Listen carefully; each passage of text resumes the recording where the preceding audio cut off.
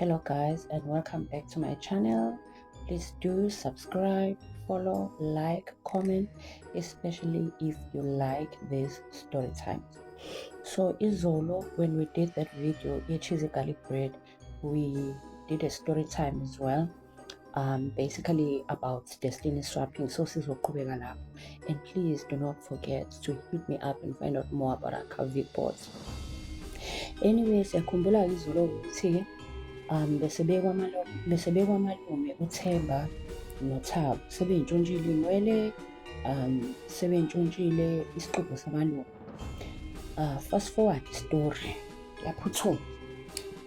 Hhayi-ke babuyele back kuSpyro. uSpyro akanankinga noSpyro. uSpyro uney'mali zakhe. uSpyro ufuna laba abangene kulo mshikashika wakhe. Hhayi ngempela uSpyro abathathu babuyele back kuMehle Mamba.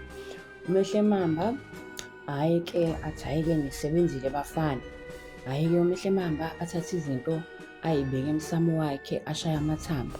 Athi ngifuna ukubheka ukuthi zona ngempela yini ziyamkeleka yini.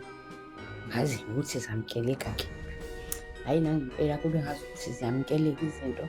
Bese thi uMehle Mamba bazohlala la emgedeni for a day, then ngakusasa akufanele badle, akufanele bageze, benze lutho nje. Bazohlala emgedeni balala njengabantu ukubona umakoti mangabe egoyile njengabantu abagoyile.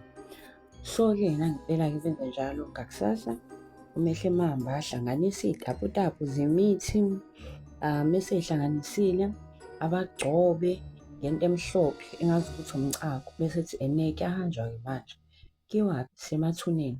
Yebo, semathuneni kanjani? Athi phela kashwaphing idestiny, lezi y'taputapu engiy'mikisile la ngayimikisa ney'nwele no-piece be-toothbrush kamalume.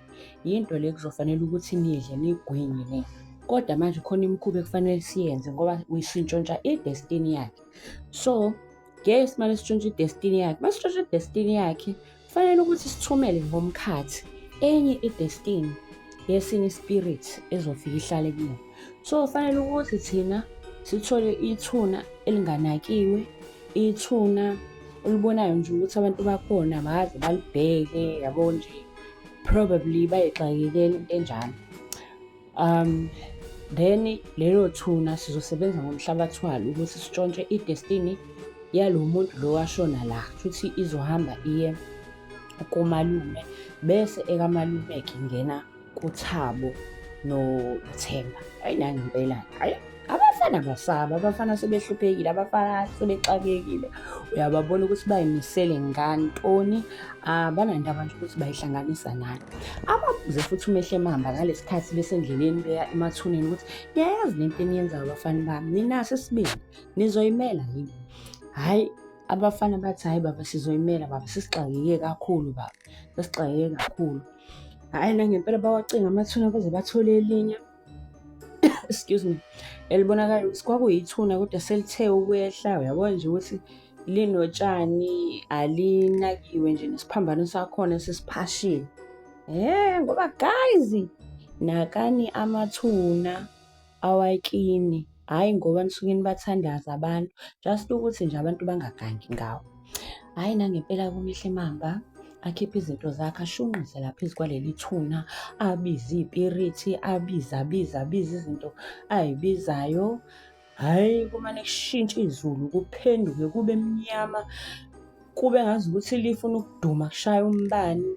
Bese kuba khona into ekhala ithi phahla phahla phahla phahla ngesikhathi eshunqisa elibememeza ithi moya hlanganani, mimoya hlanganani, mimoya hlanganani emkhathini, mimoya hlanganani. Kube uthi gqugqugqu bese kuthi pha ngalesi khathi ukuthi pha qhu.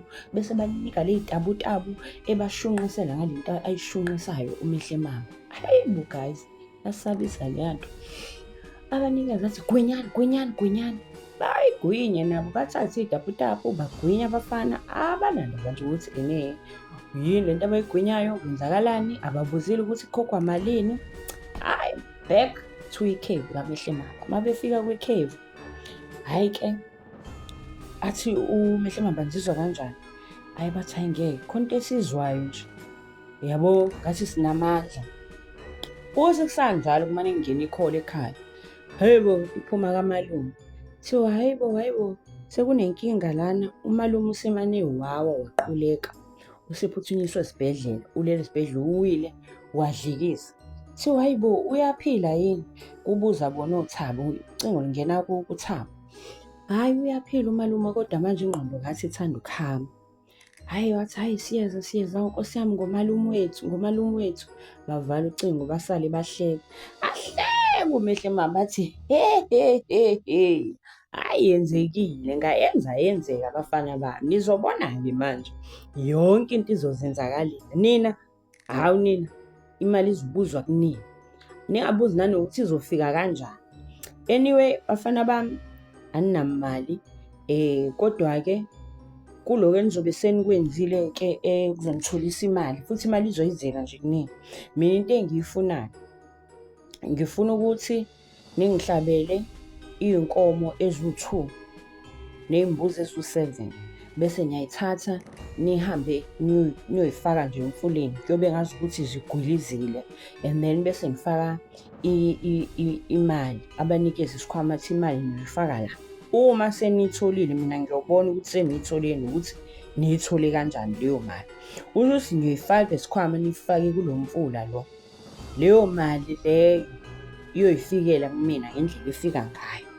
Hawu abafana babonge banconcoze kuthiwa baba siyabonga. Azasho uThemba athi yazi ngiyazizwa nje nami ukuthi khona amandla nje khona into eshintshile nasengqondweni yami nokucabanga kwami. Hey bese yababuza uMehle mama nithele ubaba uyakholwa bathi yebo. Come back for part 3 tomorrow. Next video, don't miss it.